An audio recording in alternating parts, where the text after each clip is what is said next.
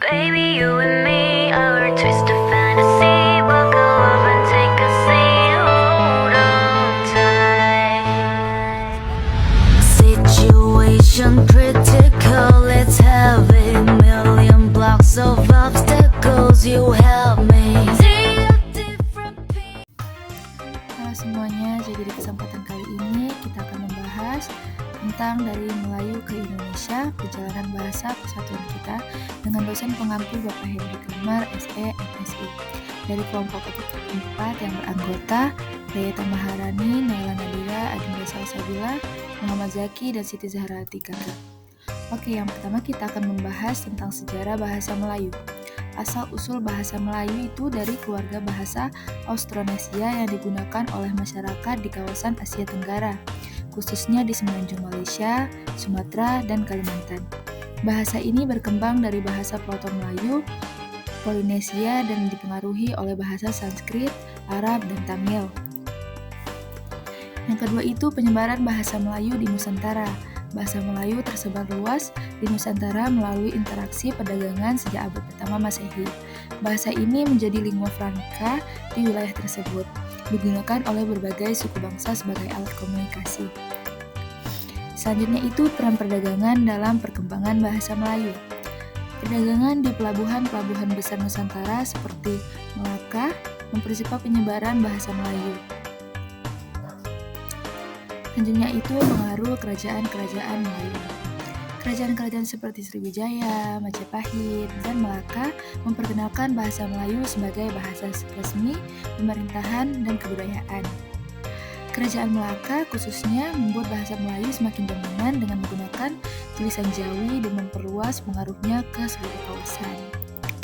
Selanjutnya itu masa penjajahan dan pengaruhnya. Nah, selama masa penjajahan Belanda dan Inggris, bahasa Melayu itu dipengaruhi oleh bahasa penjajah, namun tetap berkembang sebagai bahasa administrasi dan pengantar di wilayah-wilayah tertentu. Selanjutnya itu proses transformasi Sumpah Pemuda pada tahun 1928.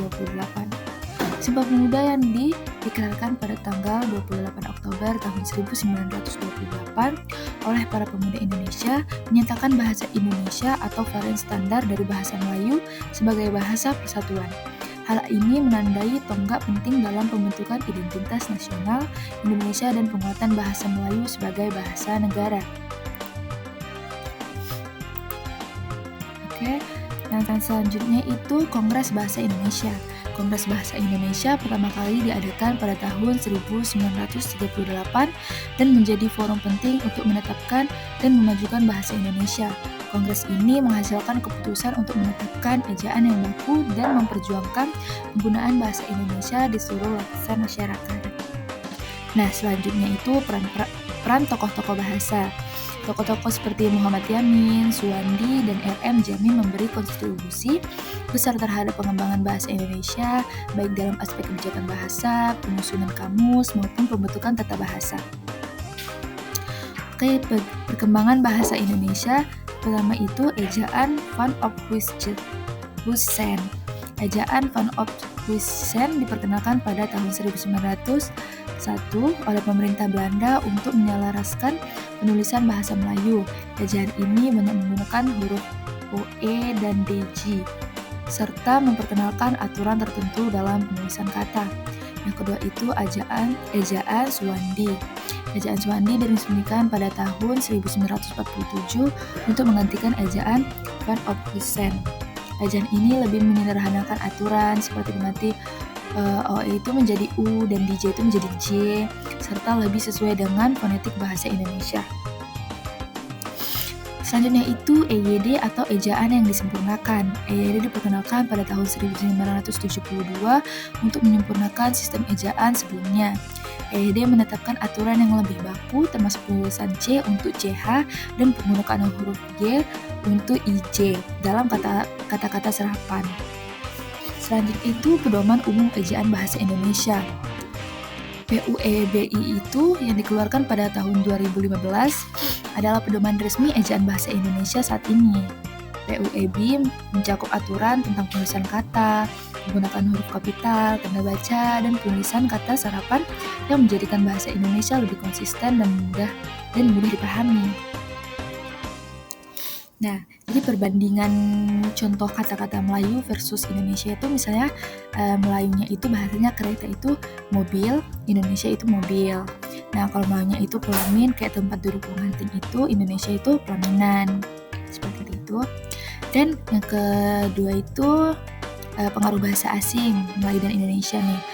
Melayunya itu lebih banyak dipengaruhi oleh Sanskrit misalnya bahagia, agama, dan Arabnya misalnya iman atau doa, serta sedikit Inggris dan Portugis oleh Inggris dan Portugis. Nah, Indonesianya dipengaruhi oleh bahasa Belanda misalnya kantor, sekolah. Terus Inggris tuh misalnya internet, teknologi gitu. Nah, perbedaan dengan bahasa Melayu Malaysia itu dengan Indonesia, misalnya Melayu Malaysia itu lebih dipengaruhi oleh bahasa Inggris dalam kosakata modern, misalnya komputer atau television. Kalau Indonesianya itu lebih dipengaruhi oleh bahasa Belanda dalam terminologi administratif dan hukum, misalnya perusahaan, kantor. Oke, yang selanjutnya itu perkembangan modern bahasa Melayu Malaysia dan Indonesia. Perkembangan dengan menyerap istilah teknologi dari bahasa Inggris namun cenderung lebih konservatis dalam penggunaan istilah dibandingkan dengan bahasa Indonesia. Nah, kalau Indonesianya itu berkembang dengan cepat seiring kemajuan teknologi, banyak mengadopsi kata-kata baru, terutama itu dari bahasa Inggris, misalnya software atau smartphone. Nah, jadi kesimpulan dari yang saya jelaskan ini itu pentingnya bahasa Indonesia sebagai pemersatu.